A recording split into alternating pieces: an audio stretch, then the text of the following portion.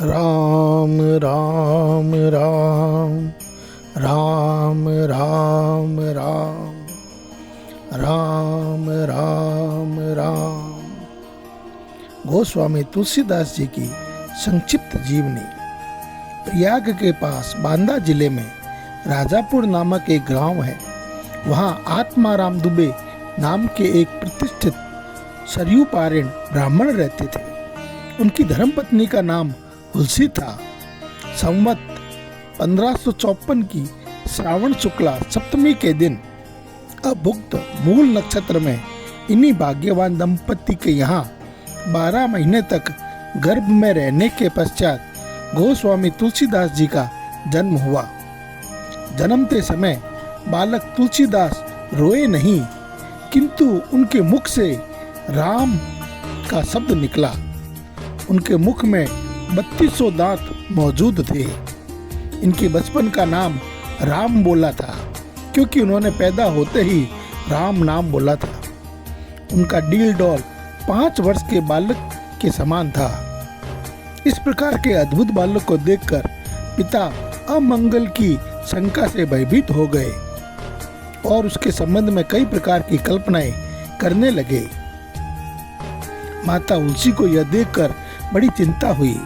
उन्होंने बालक के अनिष्ट की आशंका से 10वीं की रात को नवजात शिशु को अपनी दासी के साथ उसके ससुराल भेज दिया और दूसरे दिन स्वयं इस असार संसार से चल बसी।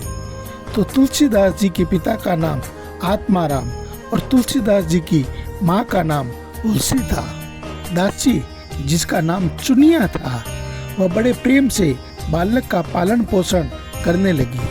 जब तुलसीदास लगभग 5.5 वर्ष के हुए तब चुनिया का भी देहांत हो गया। अब तो बालक अनाथ हो गया। वह द्वार द्वार भटकने लगा।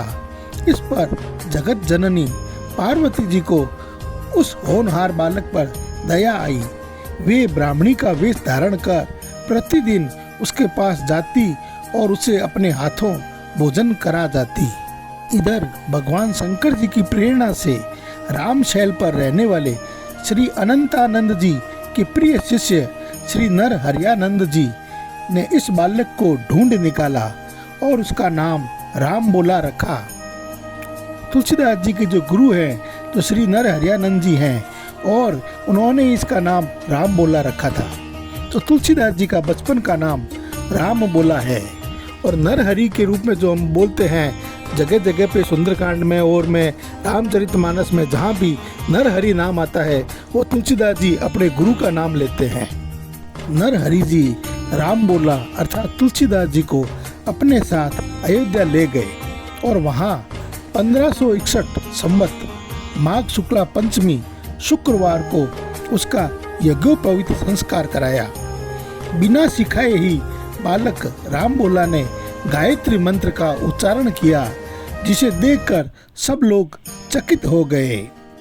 इसके बाद नरहरि स्वामी ने वैष्णवों के 5 संस्कार करके राम बोला को राम मंत्र की दीक्षा दी और अयोध्या में ही रहकर उन्हें विद्या अध्ययन कराने लगे। बालक राम बोला की बुद्धि बड़ी प्रखर थी। एक बार गुरु मुख से जो सुन लेते थे उन्हें वह कंठस्थ हो जाता था। वहां से कुछ दिन बाद गुरु शिष्य दोनों सूकर क्षेत्र सोरो पहुंचे। वहां श्री नरहरि जी ने तुलसीदास को रामचरित सुनाया। कुछ दिन बाद वे काशी चले आए। काशी में शेष सनातन जी के पास रहकर तुलसीदास जी ने 15 वर्ष तक वेद वेदांग का अध्ययन किया। इधर उनकी लोक वासना कुछ जागृत हो उठी और अपने गुरु से आज्ञा लेकर वे अपनी जन्मभूमि लौट आए। वहां आकर उन्होंने देखा कि उनका परिवार सब नष्ट हो चुका है। उन्होंने विधि पूर्वक अपने पिता आदि का श्राद्ध किया और वहीं रहकर लोगों को भगवान राम की कथा सुनाने लगे।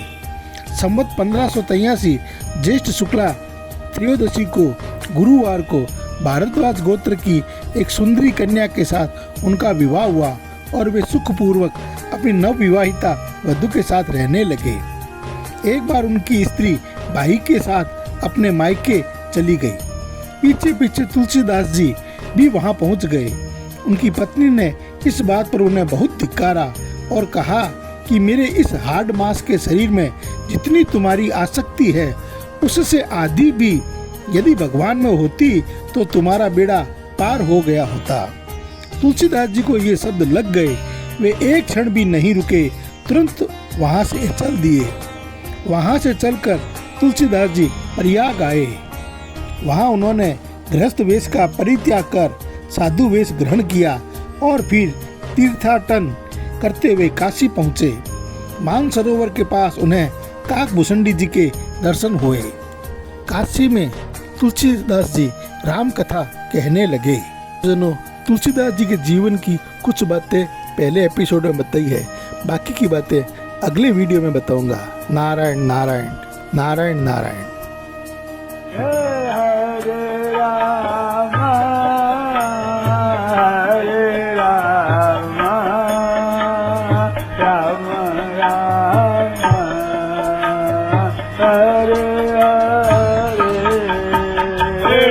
राम राम राम राम राम राम राम राम राम। संतो, जो व्यक्ति पैदा होते ही राम बोला था उसका नाम था तुलसीदास जी। उनके पिता का नाम आत्माराम जी, उनकी माता का नाम तुलसी तथा उनके गुरु का नाम श्री नरहरि जी था। हम तुलसीदास जी के जीवन के बारे में संक्षिप्त में जानकारी प्राप्त कर रहे हैं।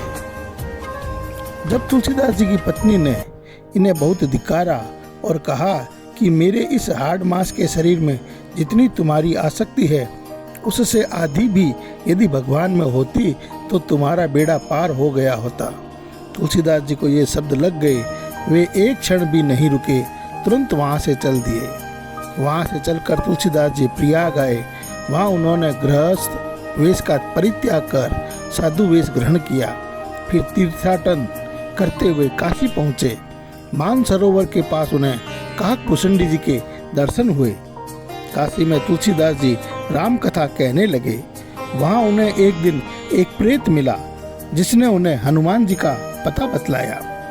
हनुमान जी से मिलकर तुलसीदास जी ने उनसे श्री रघुनाथ जी का दर्शन कराने की प्रार्थना की। हनुमान जी ने कहा, तुम्हें चित्रकूट में रघुनाथ जी के दर्शन होंगे। इस पर तुलसीदास जी चित्रकूट की ओर चल पड़े। चित्रकूट पर पहुंचकर राम घाट पर उन्होंने अपना आसन जमाया। एक दिन वे प्रदक्षिणा करने निकले थे। मार्ग में उन्हें श्री राम के दर्शन हुए। उन्होंने देखा कि दो बड़े ही सुंदर राजकुमार घोड़ों पर सवार होकर धनुष बाण लिए जा रहे हैं। तुलसीदास जी ने उन्हें देखकर मुग्ध हो गए, परंतु उन्हें पहचान न सके। पीछे से हनुमान जी ने आकर उन्हें सारा भेद बताया तो वे बड़ा पश्चाताप करने लगे। हनुमान जी ने उन्हें सांत्वना दी और कहा, प्रातःकाल फिर दर्शन होंगे। संवत 1607 की मौनी अमावस्या बुधवार के दिन उनके सामने भगवान श्री राम पुनः प्रकट हुए। उन्होंने बालक रूप में तुलसीदास जी से कहा, बाबा हमें चंदन दो। हनुमान जी ने सोचा वे इस बार भी धोखा न खा जाए, इसलिए उन्होंने तोते का रूप धारण करके यह दोहा कहा, चित्रकूट के घाट पर भई संतन की भीड़, तुलसीदास चंदन घिसे तिलक देत रघुबीर। तुलसीदास जी उस अद्भुत छवि को निहार कर शरीर की शुद्धि भूल गए। भगवान ने अपने हाथ से चंदन लेकर अपने तथा तुलसीदास जी के मस्तक पर लगाया और अंतर्धान हो गए। विक्रम संवत 1628 में तुलसीदास जी हनुमान जी की आज्ञा से अयोध्या की ओर चल पड़े। राम राम राम राम राम राम राम राम राम। गोस्वामी तुलसीदास जी महाराज की संक्षिप्त जीवनी। संवत 1628 में ये हनुमान जी की आज्ञा से अयोध्या की ओर चल पड़े। उन दिनों प्रयाग में माघ मेला था। वहां कुछ दिन वे ठहर गए। पर्व के 6 दिन बाद एक वट वृक्ष के नीचे उन्हें भारद्वाज और याज्ञवल्क्य मुनि के दर्शन हुए। वहाँ उस समय वही कथा हो रही थी जो उन्होंने शुक्र क्षेत्र में अपने गुरु से सुनी थी। वहाँ से ये काशी चले आए। तुलसीदास जी को तो भारद्वाज और याज्ञवल्क्य जी का जो दर्शन हुआ था वह प्रयाग में हुआ था। वहाँ से ये काशी चले आए और वहाँ प्रहलाद घाट पर एक ब्राह्मण के घर निवास किया। वहाँ उनके अंदर कवित्व शक्ति का स्फुरण हुआ और वे संस्कृत में पद्य रचना करने लगे। तुलसीदास जी ने अपने ग्रंथ की रचना पहले संस्कृत में ही की थी, परंतु दिन में वे जितने पद्य रचते, रात्रि में वे सब लुप्त हो जाते। यह घटना रोज घटती। 8वें दिन तुलसीदास जी को स्वप्न हुआ। भगवान शंकर ने उन्हें आदेश दिया कि तुम अपनी भाषा में काव्य रचना करो। तुलसीदास जी की नींद उचट गई। वे उठकर बैठ गए। उसी समय भगवान शिव और पार्वती उनके सामने प्रकट हुए। तुलसीदास जी ने उन्हें साष्टांग प्रणाम किया। शिव जी ने कहा, तुम अयोध्या में जाकर रहो और हिंदी में काव्य रचना करो। मेरे आशीर्वाद से तुम्हारी कविता सामवेद के समान फलवती होगी। इतना कहकर श्री गौरी शंकर अंतर्ध्यान हो गए। तुलसीदास जी उनकी आज्ञा शिरोधार्य कर काशी से अयोध्या चले आए। संवत 1631 का प्रारंभ हुआ। उस साल रामनवमी के दिन प्राय वैसा ही योग था जैसा त्रेता युग के राम जन्म के दिन था। दिन प्रातःकाल श्री तुलसीदास जी ने रामचरितमानस की रचना प्रारंभ की। 2 वर्ष 7 महीने 26 दिन में ग्रंथ की समाप्ति हुई। संवत 1633 के मार्गशीर्ष शुक्ल पक्ष में राम विवाह के दिन 7 कांड पूरे हो गए। तो रामनवमी को इन्होंने रामचरितमानस लिखना प्रारंभ किया था और सबसे पहले भरत जी के ऊपर इन्होंने लिखा। सबसे पहले भरत चरित्र लिखा और फिर भरत जी महाराज की कृपा से इन्होंने पूरी रामचरितमानस लिखी। अयोध्या में रामचरितमानस लिखने के बाद में भगवान की आज्ञा से तुलसीदास जी काशी चले आए। वहाँ उन्होंने भगवान विश्वनाथ और माता अन्नपूर्णा को श्री रामचरितमानस सुनाया। रात को पुस्तक श्री विश्वनाथ जी के मंदिर में रख दी गई। सवेरे जब पट खोला गया तो उस पर लिखा हुआ पाया गया, सत्यम शिवम सुंदरम, और नीचे भगवान शंकर की सही थी। उस समय उपस्थित लोगों ने सत्यम शिवम सुंदरम की आवाज भी अपने कानों से सुनी। तुलसीदास जी ने अयोध्या में रामचरितमानस लिखी तथा काशी में विश्वनाथ बाबा के सामने उसको सुनाया और विश्वनाथ बाबा ने सत्यम शिवम सुंदरम लिखकर उसको अनुमोदित कर दिया। सज्जनों, रामचरितमानस का पाठ भगवान शिव को सुनाने से हमें बहुत अधिक फल मिलता है। इसलिए शिव मंदिर में बैठकर रामचरितमानस की कुछ चौपाइयों का वाचन अवश्य करना चाहिए। नारायण नारायण नारायण नारायण। राम राम राम राम राम राम राम राम राम। गोस्वामी तुलसीदास जी महाराज की संक्षिप्त जीवनी। भगवान विश्वनाथ ने जब इस पुस्तक पर सत्यम शिवम और सुंदरम लिख दिया, उसके बाद में पंडितों ने जब यह बात सुनी तो उनके मन में ईर्ष्या उत्पन्न हुई। वे दल बांधकर तुलसीदास जी की निंदा करने लगे और उस पुस्तक को भी नष्ट कर देने का प्रयत्न करने लगे। उन्होंने पुस्तक चुराने के लिए 2 चोर भेजे। चोरों ने जाकर देखा कि तुलसीदास जी की कुटिया के आसपास 2 वीर धनुष बाण लिए पहरा दे रहे हैं। वे बड़े ही सुंदर, श्याम और गौर वर्ण के थे। उनके दर्शन से चोरों की बुद्धि शुद्ध हो गई। उन्होंने उसी समय से चोरी करना छोड़ दिया और भजन में लग गए। तुलसीदास जी ने अपने लिए भगवान को कष्ट हुआ जान कुटी का सारा सामान लुटा दिया। पुस्तक अपने मित्र टोडरमल के यहाँ रख दी। इसके बाद उन्होंने एक दूसरी प्रति लिखी। उसी के आधार पर दूसरी प्रतिलिपियां तैयार की जाने लगी। पुस्तक का प्रचार दिनों दिन बढ़ने लगा।